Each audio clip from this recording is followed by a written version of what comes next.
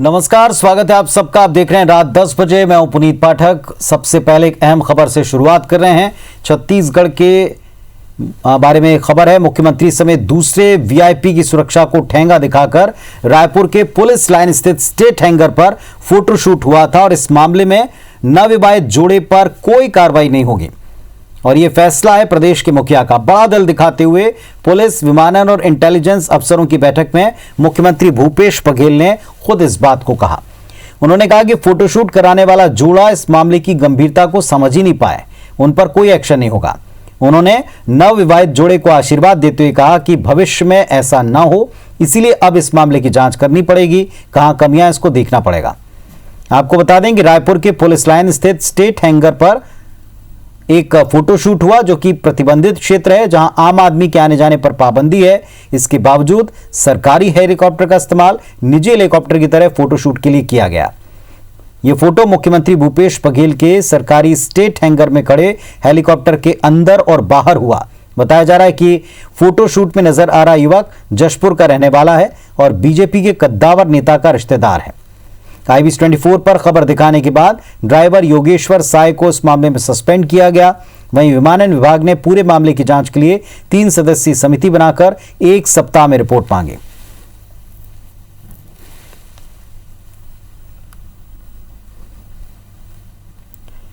अंबेडकर अस्पताल में कैदी को इलाज कराने पहुंचे जेल प्रहरी ने रेडियोलॉजी विभाग के टेक्नीशियन और जूनियर डॉक्टर को तमाचा जड़ दिया। मारपीट से गुस्साए डॉक्टरों ने पुलिस चौकी का घेराव किया।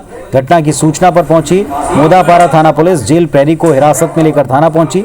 इधर अस्पताल के सभी जूनियर डॉक्टर और कर्मचारियों ने काम बंद कर कार्रवाई की मांग की। इसके बाद पुलिस अधिकारियों ने अस्पताल प्रबंधन से बातचीत की। बैठक में जेल प्रहरी पर FIR दर्ज करने के साथ अस्पताल में अतिरिक्त पुलिसकर्मी तैनात करने का निर्णय हुआ है। इस घटनाक्रम को लेकर पीड़ित डॉक्टर अमन अग्रवाल ने बताया कि वो अस्पताल में CT स्कैन के काउंटर पर अपनी ड्यूटी कर रहे थे और तभी जेल प्रहरी आया और बदतमीजी करने के बाद उन्हें तमाचा जड़ दिया। सुरक्षा का आश्वासन मिलने के बाद डॉक्टर काम पर लौट गए। जेल प्रहरी के खिलाफ गाली गलौज, मारपीट और जान से मारने की धमकी समेत नर्सिंग एक्ट के तहत मामला दर्ज कर उसे गिरफ्तार किया गया।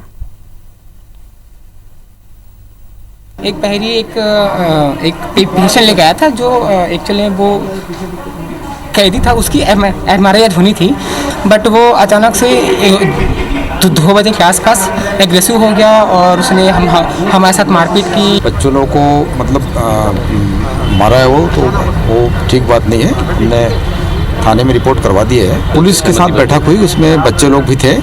उसमें मतलब कुछ जो पुलिसकर्मी यहाँ पे पोस्टेड हैं उन लोग भी बचाए नहीं, तो वो उसको हटाने का प्लानिंग करके रखे हैं। इसमें जो टेक्नीशियन के जो भी लेटर पर से हम FIR दर्ज कर रहे हैं। जो भी धाराएं आकर्षित होती है, सरकारी कार्य में बाधा और अन्य धाराएं, उसके तहत मुकदमा दर्ज किया जा रहा है और उसकी कार्रवाई की जा रही है। हमने इनको आश्वासन दिया है कि इसमें फोर्स बढ़ाया जाएगा और तत्काल अभी 4 जवान एक्स्ट्रा बढ़ाए गए हैं सुरक्षा के लिए। लंबे समय से भर्ती का इंतजार करने वाले शिक्षकों की भर्ती प्रक्रिया आज से शुरू हो चुकी है। लोक शिक्षण संचालनालय ने 3177 पदों पर शिक्षकों की नियुक्ति आदेश जारी कर दिए। इसमें गणित विषय के 510 शिक्षकों की ज्वाइनिंग का जिक्र है। सभी शिक्षक 1 मार्च से ज्वाइन करेंगे। लंबे आंदोलन और इंतजार के बाद अब जाकर अभ्यर्थियों के भर्ती के निर्देश निकलने शुरू हो चुके हैं। आज गणित विषय के शिक्षकों की नियुक्ति आदेश जारी किए गए। सभी शिक्षकों का विषयवार नियुक्ति आदेश जारी किया जाएगा। लोक शिक्षण संचालनालय ने प्रदेश में 14,580 रिक्त पदों पर सीधी भर्ती की शुरुआत मार्च 2019 में की थी।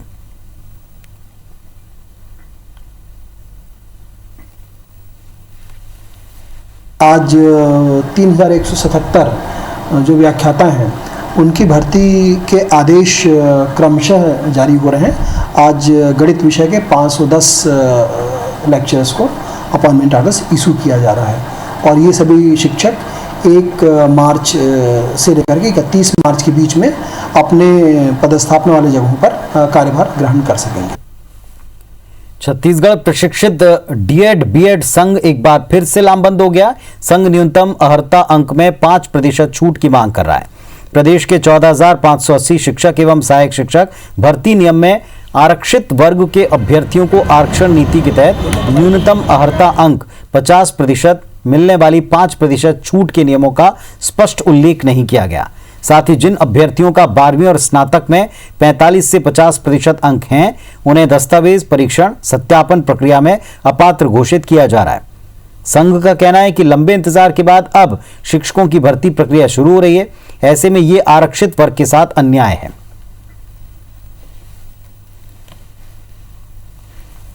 अपना वो अधिकार मांगने के लिए, अपना हक मांगने के लिए आज यहाँ पर एकत्रित हुए हैं कि हमें जो छूट मिलती है, जिस छूट की वजह से हमने बीएड किया है, डीएड किया है, शिक्षक पात्रता परीक्षा उत्तीर्ण की है, आज उसी छूट को मांगने के लिए हम यहाँ पर एकत्रित हुए।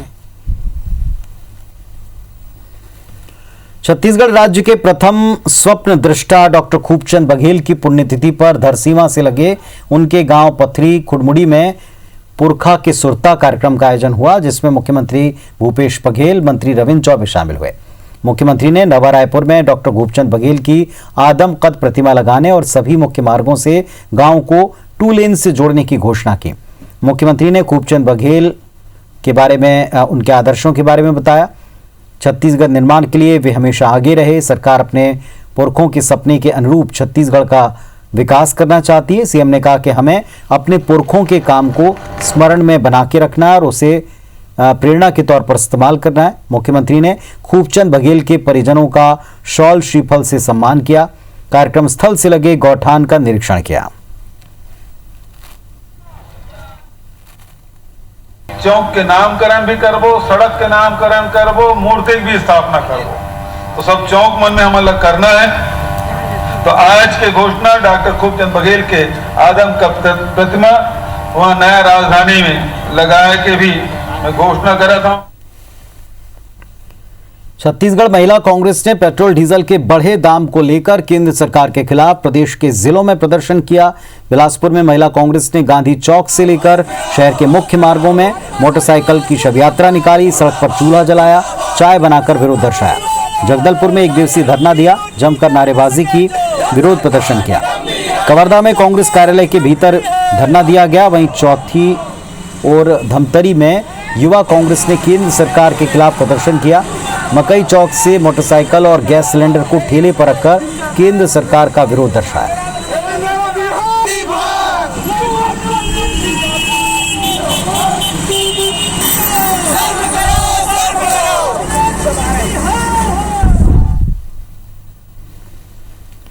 छत्तीसगढ़ की धार्मिक नगरी डोंगरगढ़ में पर्यटन को बढ़ावा देने के लिए केंद्र की प्रसाद योजना के तहत इसको शामिल किया, जिसमें कायाकल्प का शिलान्यास 2 मार्च को केंद्रीय पर्यटन मंत्री प्रहलाद पटेल और मुख्यमंत्री भूपेश बघेल करेंगे। प्रसाद योजना से डोंगरगढ़ में मां बमलेश्वरी मंदिर, प्रज्ञागिरी, चंद्रगिरी का सौंदर्यीकरण होगा। ये छत्तीसगढ़ का एकमात्र प्रोजेक्ट है जिसे प्रसाद योजना में शामिल किया है। इस योजना के तहत डोंगरगढ़ में भव्य इमारत बनाई जाएगी, जिसमें भूतल में प्रसादी और खान-पान की व्यवस्था होगी, तो प्रथम तल में तीर्थयात्रियों के ठहरने का पूरा इंतजाम होगा। साथ ही धार्मिक ग्रंथों की लाइब्रेरी होगी। दूसरे तल पर ध्यान केंद्र बनेगा, जहां पर 1000 से ज्यादा लोग एक साथ बैठकर ध्यान लगा सकेंगे। और सबसे ऊपर श्रीयंत्र नुमा आकृति होगी। वहीं मां बमलेश्वरी की सीढ़ियों, पार्किंग और तालाब का भी सौंदर्यीकरण किया जाएगा। इसके लिए केंद्र सरकार ने 43 करोड़ 33 लाख रुपए स्वीकृत कर दिए हैं। योजना के तहत केंद्र सरकार देश के 26 धार्मिक तीर्थ स्थलों का चयन कर इनका विकास कर रही है।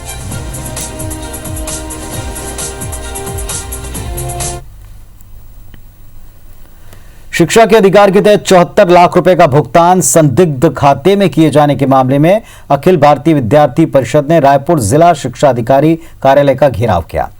आरोप है कि रायपुर के पूर्व जिला शिक्षा अधिकारी ने रिटायर होने से 2 दिन पहले आरटीई के तहत उन स्कूलों को 74 लाख का भुगतान कर दिया जो बंद हो चुके हैं।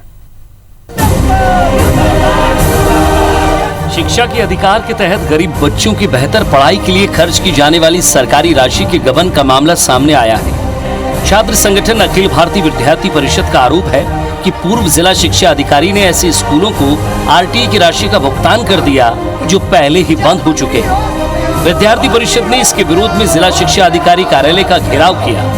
जी.आर. चंद्राकर जो पूर्व में डीओ थे, उन्होंने आरटीई का पैसा, गरीब बच्चों का जो पैसा होता है, वो उन स्कूलों को आवंटित किया है जो स्कूल बंद हो चुके हैं। उसी मुद्दे को लेकर आज हमने डीओ कार्यालय का घेराव किया और ये मांग की कि जी.आर. चंद्राकर के ऊपर एफआईआर किया गया और जिन जिन स्कूलों के ऊपर व्यक्तिगत अकाउंट में जो पैसा दिया गया है उन सभी के ऊपर कार्रवाई की जाए। दरअसल आरटीई के तहत गरीब बच्चों को निजी स्कूलों में एडमिशन दिया जाता है। वहां पर इन बच्चों की पढ़ाई का खर्च सरकार उठाती है और स्कूलों को उसके लिए भुगतान करती है।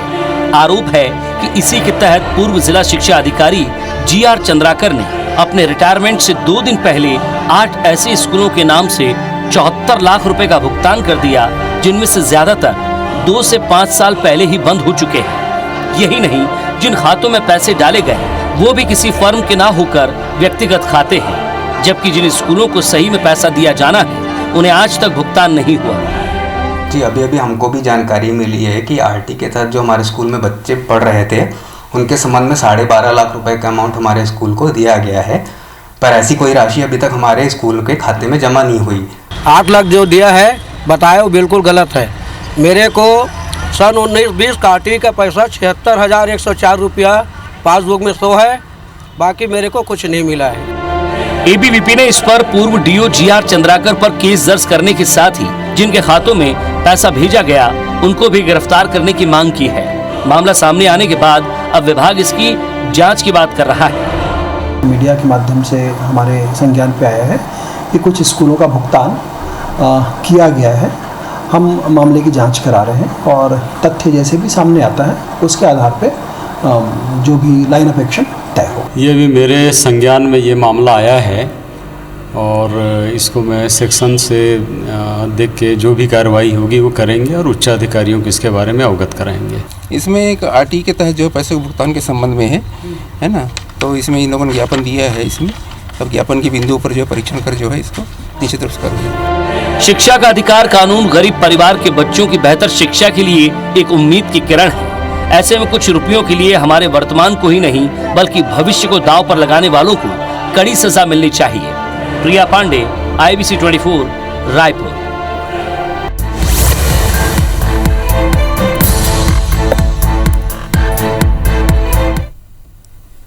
चलिए अब देखते हैं बिग न्यूज।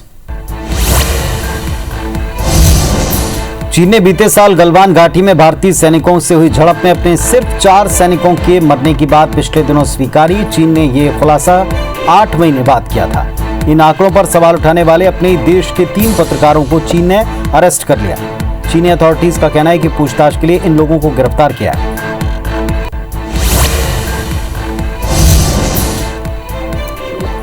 पश्चिम बंगाल में नोआपाड़ा से दक्षिणेश्वर तक मेट्रो रेलवे के विस्तार का उद्घाटन करने पहुंचे पीएम मोदी ने अपने भाषण की शुरुआत बांग्ला में अभिनंदन करके की। प्रधानमंत्री ने कहा, आप लोगों का ये उत्साह, ये उमंग, ये ऊर्जा कोलकाता से लेकर दिल्ली तक बहुत बड़ा संदेश दे रहा है। अब पश्चिम बंगाल परिवर्तन का मन बना चुका है।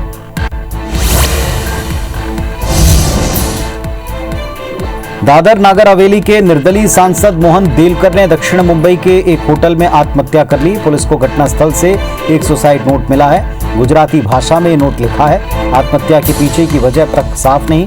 होटल में मुंबई की मरीन ड्राइव पुलिस मौजूद है। दिल्ली पुलिस ने लाल किला हिंसा मामले में सोमवार को एक और आरोपी जसप्रीत सिंह को गिरफ्तार किया। 26 जनवरी को लाल किले में हुई हिंसा के दौरान दिल्ली के निवासी जसप्रीत को किले के दोनों ओर बने गुंबदों पर आक्रामक तरीके से चढ़ते देखा गया। एक तरफ सरकार परिवार नियोजन की बात कहकर नसबंदी ऑपरेशन करा रही है, तो वहीं विदिशा के शासकीय राजीव गांधी जन चिकित्सालय में घोर लापरवाही देखने को मिली। नसबंदी ऑपरेशन के बावजूद एक प्रसूता ने नवजात को जन्म दिया। दूसरी ओर डॉक्टर की लापरवाही पर हॉस्पिटल प्रभारी प्रसूता को क्लेम देने की बात कहते हैं। महिला ने 3 बच्चों के बाद 1 साल पहले नसबंदी कराई थी। छत्तीसगढ़ में शिक्षक भर्ती को लेकर खुशखबरी। 3,177 शिक्षकों के आदेश जारी हो गए हैं। गणित के लिए 510 लेक्चरर की ज्वाइनिंग होगी। 1 मार्च से अपनी अपनी जगहों पर ये ज्वाइन करेंगे। लंबे समय से 14,850 शिक्षकों को अपनी भर्ती को लेकर इंतजार है। चलिए कुछ अन्य खबरें देखते हैं। सरगुजा के केंद्रीय जेल में आजीवन कारावास की सजा काट रहे बंदी की मौत हो गई। हिलेन बजवार नाम के बंदी मैनपाट कमलेश्वरपुर का रहने वाला था। 2019 में हत्या के मामले में आजीवन कारावास की सजा इसको सुनाई गई। तबीयत बिगड़ने के बाद उसे मेडिकल कॉलेज अस्पताल ले जाया गया, जहां इलाज के दौरान उसकी मौत हो गई। सरगुजा सेंट्रल जेल में बंदियों की मौत का सिलसिला लगातार जारी है। पिछले 1 साल के दौरान यहां 6 से ज्यादा बंदियों की मौत हुई।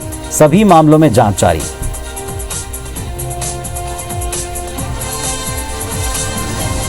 एक तरफ सरकार परिवार नियोजन की बात कहती है, नसबंदी ऑपरेशन करवाती है, तो वहीं शासकीय राजीव गांधी जन चिकित्सालय में घोर लापरवाही दिखी।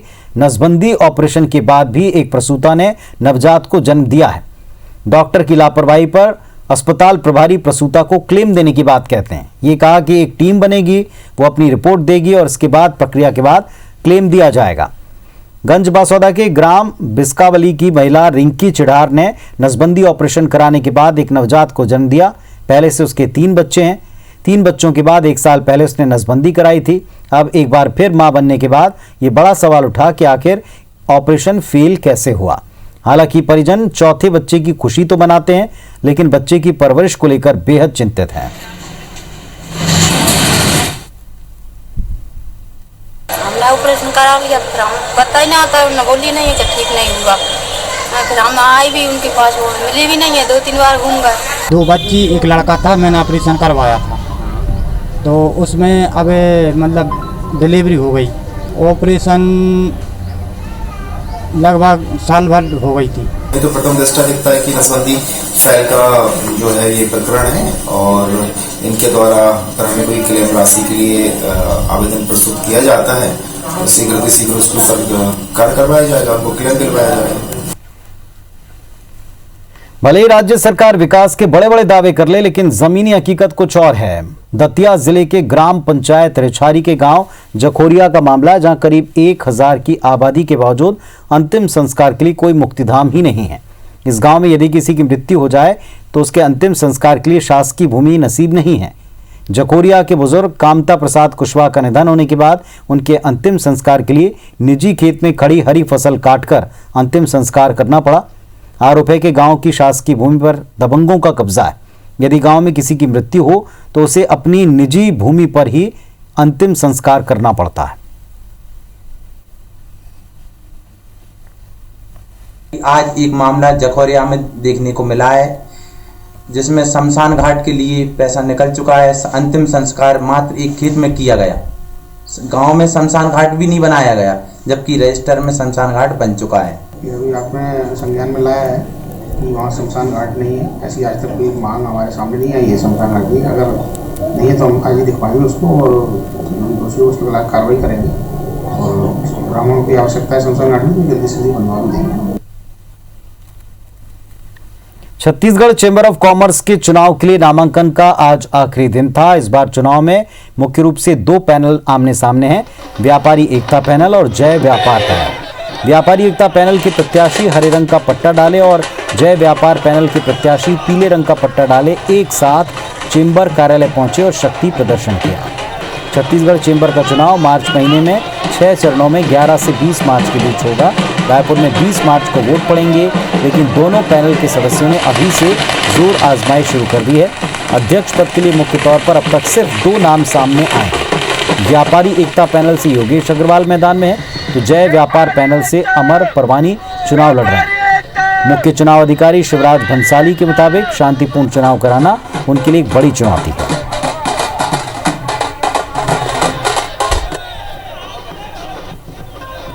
रायगढ़ जिले में लघु और मध्यम उद्योगों को एक जगह पर स्थापित करने के लिए प्रस्तावित इंडस्ट्रियल पार्क की योजना 3 साल से धरातल पर नहीं उतर पाए। जिले में तेजी से स्थापित हो रहे उद्योगों को एक जगह डेवलप करने और आबादी वाले इलाकों से उद्योगों को विस्थापित कराने के उद्देश्य से 2017 में इंडस्ट्रियल पार्क की योजना बनाई गई।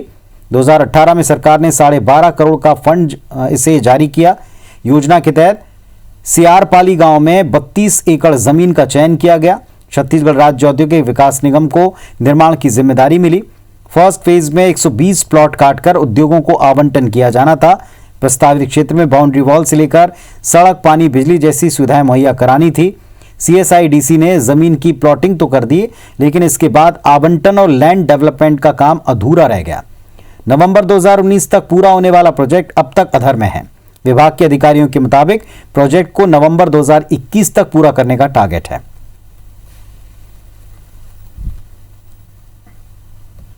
और केंद्र सरकार ने इस योजना को महत्वाकांक्षी योजना को विचार करते हुए मतलब भरपूर राशि 12.5 करोड़ के ऊपर की राशि मुहैया करी है, लेकिन प्रशासन की दूरदर्शिता में कमी और लचर कारण पर इच्छा शक्ति कमी के कारण अभी तक इसका टेंडर दोबारा हो नहीं पाया है।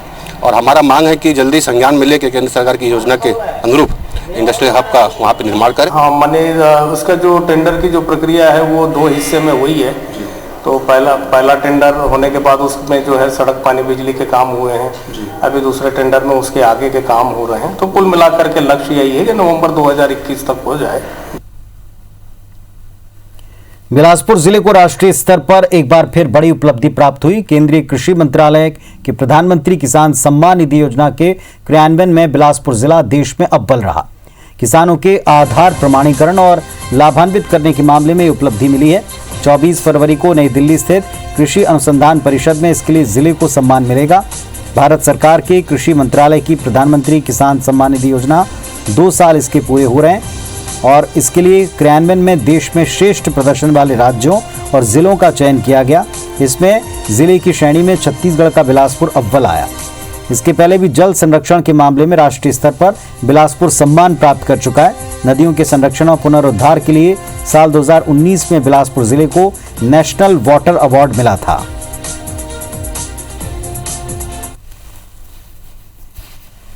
युद्ध स्तर पे ग्राम पंचायतों में शिविर लगा के राजस्व और पंचायत के अमले को भी कृषि विभाग के साथ लगा के जितने भी किसान हमारे थे उनकी आधार ऑथेंटिकेशन और बाकी अन्य फॉर्मेलिटीज़ कंप्लीट करके उनको अपडेट करवाया, जिससे कि बिलासपुर ज़िले के अंदर सबसे ज़्यादा किसानों को इस योजना का लाभ मिल चुका है। इसी के लिए ये अवार्ड जो है इस डिस्ट्रिक्ट को दिया गया।